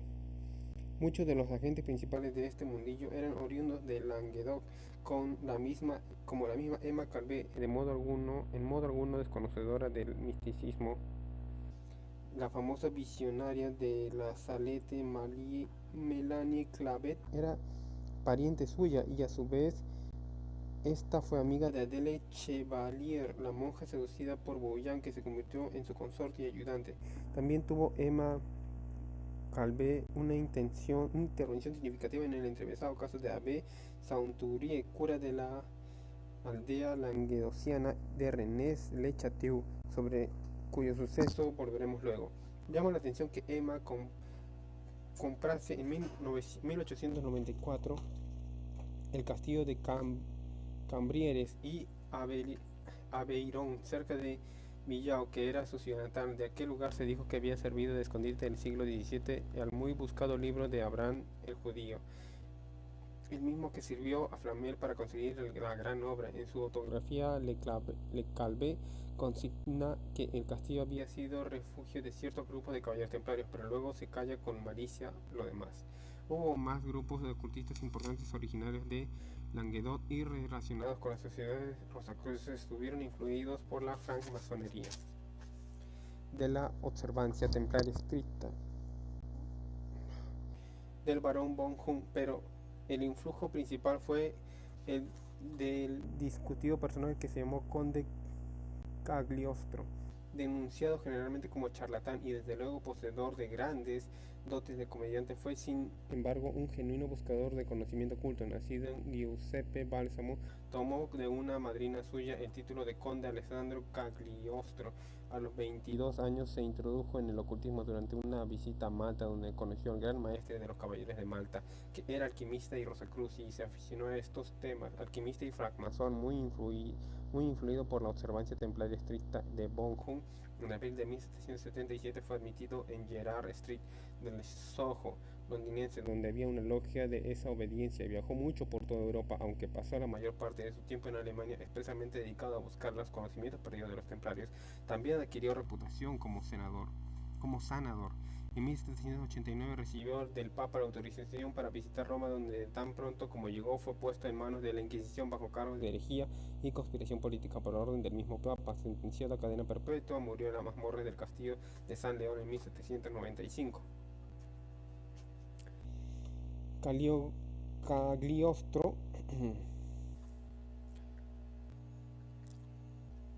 había establecido un sistema de la francmasonería egipcia. La logia madre se fundó en Lyon 1782, que consistía en sendas logias masculina y femenina, quedando esto a cargo de su mujer Serafina. Según Levy, esto fue su intento de resucitar el culto mistérico de Isis. Los frutos de la investigación de Cagliostro entre las sociedades ocultas de Europa quedaron recogidas en un cuerpo de conocimiento que se llamó la Arcana Arcanorum, es decir, el secreto de los secretos. De A. término originario de los Rosacruces en el siglo XVII, pero consistía fundamentalmente en descripciones de prácticas mágicas que hacían mucho hincapié en la alquimia interior. Como hemos visto, esas son en esencia técnicas sexuales afines al tantrismo, pero Cagliostro las habría aprendido en Alemania entre los grupos Rosacruces. Fue bajo la autoridad de Cagliostro que se creó la Venecia del rito de Mizraim, que quiere decir los egipcios en hebreo.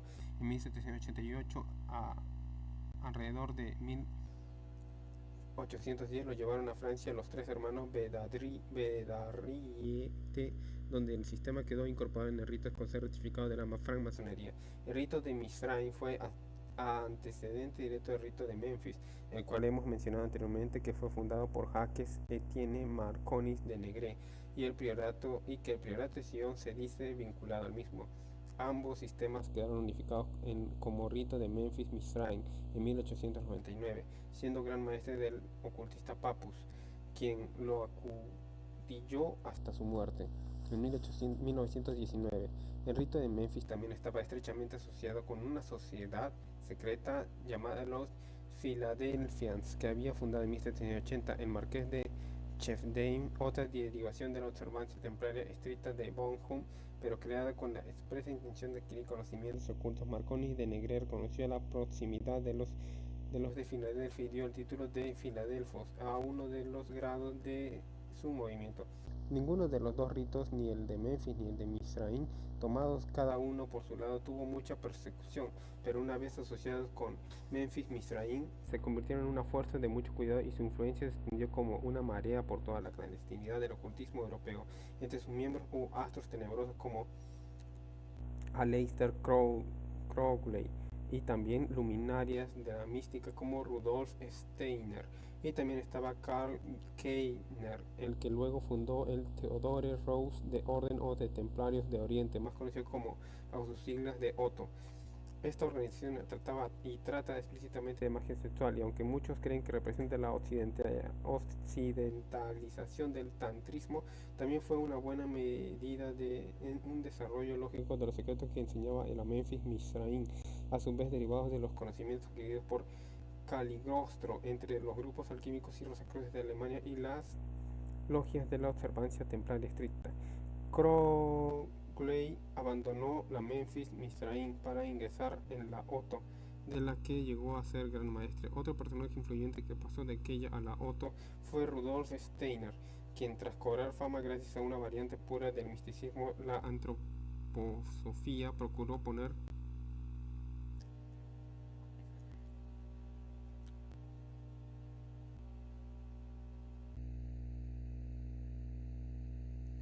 sordina a su pertenencia a dicha orden, en lo que tuvo tanto éxito que ni siquiera se ha enterado la mayoría de sus ardientes seguidores actuales. Cuando murió, sin embargo, fue inhumado llevando sus paramentos de la Otto.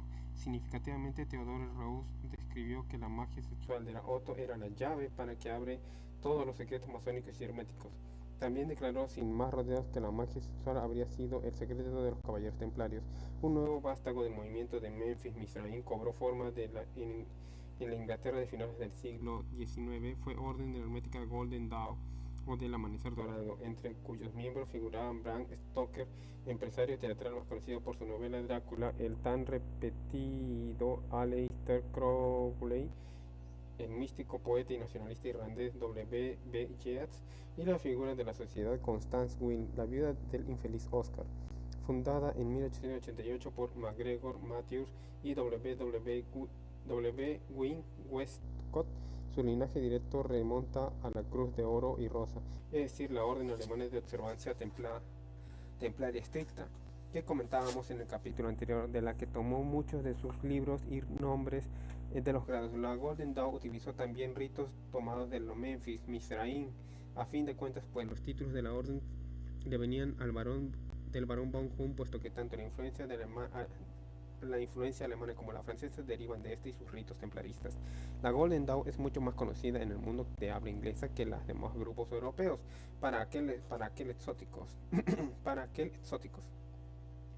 Ostenta fama de gran integridad y parece a primera vista una agrupación de esotéricos aficionados a reunirse disfrazados para entonar fórmulas incantatorias, es decir, apenas más que unos ocultistas de cenáculo animados de ideas sublimes. En cambio, entre los estudiosos franceses del ocultismo, de Golden Dawn tiene una reputación mucho más siniestra. En 1891, cuando abrió la sucursal de París, ingresaron a ella la mayoría de los personajes dudosos que hemos citado antes, incluso Jules Boyce, que parecía estar en todas partes al mismo tiempo.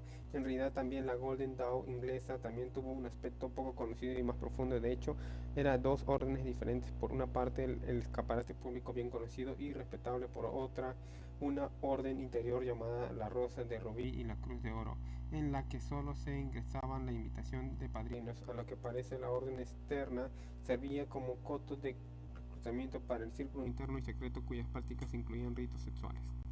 Ciertamente Golden Dawn supo guardar bien sus secretos durante años.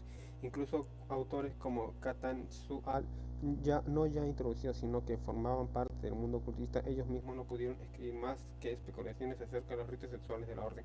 Parece ser que los hubo, aunque esta afirmación se funda en indicios fragmentarios. Quizá sería más extraño decir que los elementos sexuales se hallaron presentes en la misma fundación de la orden. La Golden Dawn derivó de la organización de la Sociedad Rosicruciana in Anglia, entre cuyos fundadores estuvo un tal Hangrage Jennings, 1817-1890, cuyos escritos sobre magia sexual son de lo más explícitos que podían permitirse un caballero de la época victoriana. En su voluminosa obra de Rosicrucians des Rites of Mystery, 1870, James, por decirlo en palabras de otro director como Peter Tompkins, insinuó con toda la claridad posible que aquellos ritos y misterios eran de naturaleza fundamentalmente sexual.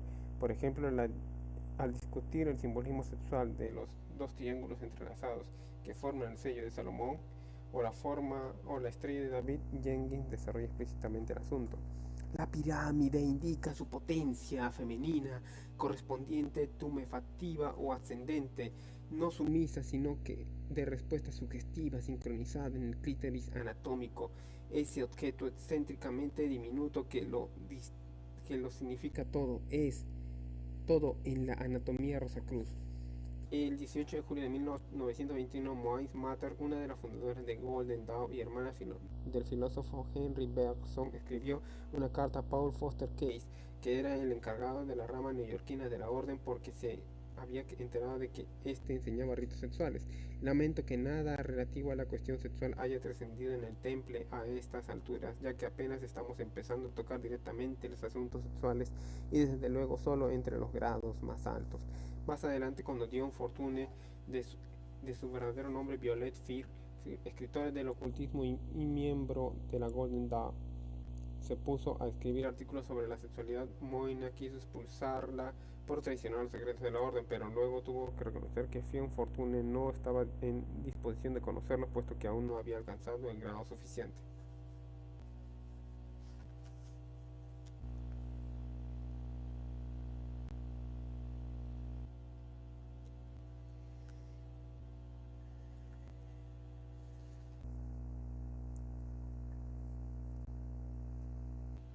Wow, ya me falta todavía, bueno, 2 hojas. Ahora, admiten los comentaristas como Mary K. Greer que hay pruebas en apoyo de la idea de que la Golden Dawn practicó en efecto la magia sexual, si bien la consideraba demasiado poderosa y preciosa como para echarla a perder divulgándola entre los neófitos de grados inferiores. También se encuentran insinuaciones en cuanto a los secretos interiores de la Golden Dawn, en la descripción de una visión conjunta que tuvieron poco después de 1890 Florence Farr y Eliane Simpson, dos adeptas del sistema. La primera, una célebre actriz de teatro londinense, fue también conocida por sus aventuras con famosos como George Bernard Shaw y el cofrade ocultista W. B. Yeats. El caso fue que Florence y su colega en experimentos mágicos, Eliane, emprendieron juntos un viaje astral, una especie de aventura gemela por los planos interiores de la ilusión alucinación compartida. Este fenómeno es un elemento bastante común del entretenimiento mágico y suele ser parte del pathworking cabalístico recorrido del camino, una especie de proyección mental asociada de imágenes que utiliza el clásico esquema del árbol de la vida. Florence y Elian se propusieron visitar la esfera de Venus. En su visión mental conjunta, la culminación de su viaje astral asumió la forma de un encuentro con un sorprendente arquetípico femenino que les dijo con una sonrisa: yo soy la poderosa Madre Isis, la más fuerte de todo el mundo, por- porque no lucha, pero siempre vence. Yo soy la bella durmiente, la que han buscado los hombres de todas las épocas. Los caminos que llevan a mi castillo están plagados de peligros y engaños. Algunos se duermen no habiendo sabido encontrarme, o han seguido a la fata Morgana que desencamina a todos los que se someten a su ilusoria influencia. Yo me elevo a lo alto y pongo bajo mí a los hombres. Soy cuanto el mundo desea, pero pocos me encuentran. Mi secreto, cuanto se pronuncia, es el secreto del Santo Grial. He dado mi corazón al mundo, esa es mi fuerza, el amor es la madre del hombre Dios, que entrega la quinta esencia de su vida para salvar de la destrucción a la humanidad y mostrar el camino hacia la vida eterna. Amor es la madre del Cristo Espíritu y este Cristo es el amor más alto. Cristo es el corazón del amor, el corazón de la gran madre Isis. La Isis de la naturaleza es la expresión de su poder. Ella es el santo grial. Él es la sangre vital, el espíritu que se halla en la copa. Acompañando de estas palabras intensas imágenes de una copa color rubí y una cruz tribarrada. A primera vista esa descripción parece otro objeto de balbuceos del género Nueva Era, en el que Jesús y la diosa egipcia Isis se confunden con una noción del santo grial sencillamente porque todo eso suena místico y arcano, pero tal como describe el malogrado experto en ocultismo Francis X. King, hay en ello dos puntos que no conviene pasar por alto. El primero es la identificación de la Santa Virgen, la madre del hombre Dios, con Venus, la diosa del amor, en este caso el amor sexual o eos, no agape. El segundo es la identificación de Grial como Venus, el yoni, arquetípico u órgano femenino de la procreación. El lector moderno, si es además escéptico, tal vez interpretará la visión de esas damas como una realización de deseos o fantasía de sexo de Al-Limón, especial si conoce la reputación subida de color de Florence Farr como una homóloga británica de Emma Calve. Pero la visión supuestamente venía a revelar un secreto que cuadraba con la filosofía mágica de Golden Dawn, y de ahí la extrañeza de Francis X. King cuando se preguntaba de dónde sacaron una mujer esa imaginación, considerando que la sociedad no tenía nada que ver, como él cree, con ningún tipo de rito sexual, pero lo que indica la visión en cambio es que con no poco énfasis es que sí tenía que ver, aunque una vez más observamos que los ritos en cuestión eran solo para los iniciados en los grados superiores de los círculos interior. La importancia de la visión estriba es en la relación de Isis con el santo grial, con la sexualidad, de lo cual no habría extrañado en absoluto los alquimistas, los gnósticos ni los trovadores que el grial visto aquí como el tradicional cáliz sea un símbolo femenino. Se entiende sin más explicaciones en nuestros tiempos post-freudianos, pero todavía era una gran revelación para los predecesores. Pero aquí el fluido rojo, la sangre que contiene, lo lleva Isis. Es intensa. Asimismo, el tema de la bella durmiente mencionado en Penrose, el texto clave del Priorato de Sion. La búsqueda de la bella durmiente es un motivo reiterado y se entreteje como el de la búsqueda de la reina de un reino perdido. Como hemos tenido ocasión de comentar, el documento en cuestión también se ocupa mucho de María Magdalena, de Isis, y característicamente combinadas como si hubiera sido el mismo personaje. La búsqueda de la reina es imaginería alquímica, así que no debería extrañar que su meta sea hallar esas encarnaciones de la sexualidad. La Magdalena de Isis llama la atención que todavía hoy casi nadie se viene a admitir o reconocer el rol de la sexualidad en los movimientos heréticos y ocultistas, cuando apenas cabe exagerar la importancia que tiene. Es así que la sexualidad jamás ha sido una cuestión secundaria ni el reflejo de una flaqueza particular, sino que figura en el corazón de la mayoría de las organizaciones clandestinas más poderosas. La tradición que más nos interesa y que está en el fondo de esta investigación depende en efecto de la noción de sexualidad sacra. Como hemos visto, parece que la constituyen dos líneas temáticas principales, la de la reverencia hacia la Magdalena y la de la reverencia hacia Juan el Bautista. En esta fase de nuestro estudio nos planteamos la posibilidad de que la Magdalena fuese una figura simbólica sencillamente que representase la idea de la sexualidad sagrada, sin que esta imagen guarde relación con ningún personaje histórico real. En cualquier caso, no es difícil entender una relación entre María Magdalena y la sexualidad. Parece perfectamente natural. No sucede lo mismo, por supuesto, cuando seguimos el hilo de Juan el Bautista, a ver si ese hilo pasa por la idea de sexualidad sagrada. Pero el relato bíblico y la tradición cristiana han creado la imagen poderosa y sin fisuras de un hombre rigurosamente ascético, una especie de John Knox de moralidades intransigente y castidad inquebrantable. ¿Cómo va a ser esa una figura importante para ningún culto basado en las prácticas sexuales? En el plano superficial se diría que nunca existió ni pudo existir semejante conexión, y sin embargo una y otra vez en el decurso de nuestras averiguaciones resulta que al menos los ocultistas han creído siempre, generación tras generación, que sí existió, y como hemos comentado al tratar de la Golden Dawn, el plano superficial puede ser muy engañoso tratándose de grupos ocultos cuya razón de etre auténtica puede reservar sorpresas importantes. Florence Fire y sus colegas de la Golden Dawn pertenecían a un amplio culto internacional de cultistas en el que figuraban también Peladán y Emmanuel Calvé. Las sociedades con las que tuvieron afinidad escribieron muchas influencias y ha sido esa trama de sociedades las que ha suministrado el marco de referencia a uno de los misterios más famosos de Francia que afecta íntimamente al priorato de Sion. El foco de todos los dossiers secrets y demás materiales por el estilo que emite el priorato de Sion es desde luego el misterio de René Le Château, Le Serpent Rouget. El ejemplo alude a un gran número de localizaciones de ese pueblo y de los alrededores. Era inevitable dirigiéndose a nuestra atención a René Le Château, de manera que no tuvimos otro remedio sino regresar a Languedoc, el corazón de la herejía. Qué terrible es este lugar. Capítulo 8. Terminamos el capítulo 7. Ups. Ya. Gracias. Chicos, chicas y chicas, recuerden que pueden seguirme, darle like, suscríbanse a la página a este humilde canal de YouTube. Por favor, suscríbanse a mi página de Facebook, suscríbanse a mis demás. Voy a estar subiendo muchas cosas más. Esto no es todo. Gracias.